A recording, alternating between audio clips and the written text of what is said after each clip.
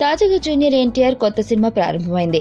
కుటుంబ సభ్యులు యూనిట్ తో కలిసి పూజ కార్యక్రమాలు నిర్వహించాడు ఎన్టీఆర్. మరో 4 రోజుల్లో సెట్స్ పైకి కూడా వెళ్లబోతుంది. ఈ సినిమా విషయంలో నిర్మాత కళ్యాణ్ చాలా క్లారిటీతో ఉన్నాడు. ఎలాంటి రూమర్స్ వచ్చినా తానే ఖండించి స్వయంగా టీం మెంబర్స్ ను అనౌన్స్ చేస్తున్నాడు. కానీ హీరోయిన్స్ విషయంలోనే ఫైనల్ డిసిషన్ కి రాలేకపోతుంది ఈ యూనిట్. చాలా పేర్లు వినిపించినా ఇప్పటి వరకు రాశి ఖన్నాను మాత్రమే ఫైనల్ చేశారు. ఇప్పుడు కాజల్ అగర్వాల్, తమన్నాల పేర్లు వినిపిస్తున్నాయి. వీరిలో కాజల్ కి ఓ హీరోయిన్ రోల్ ముందే ఫిక్స్ అయిందని టాక్ వినిపిస్తుంది. అసలు తన నెక్స్ట్ సినిమాలో హీరోయిన్ ఆఫర్ ఇస్తాననే ఒప్పందం పైనే జనతా గ్యారేజ్ లో ఐటమ్ సాంగ్ చేసేందుకు కాజల్ ఒప్పించారట. ఆ సినిమాకి కాజల్ చేసిన పక్కా లోకల్ పాట ఎంతగా అసెట్ అయిందో చూసాం. ఇలాంటి ప్రీ ప్లాన్ ఒప్పందాల విషయంలో శృతి హాసన్ ఒక అడుగు ముందే ఉంది. గతంలో Mahesh Babu movie ఆగడులో item song చేసిన శృతి. దేశవ్యాప్తంగా క్రేజ్ ఉన్న శృతి ఐటమ్ సాంగ్ చేయడం బాగా చర్చనీయాంశమైంది.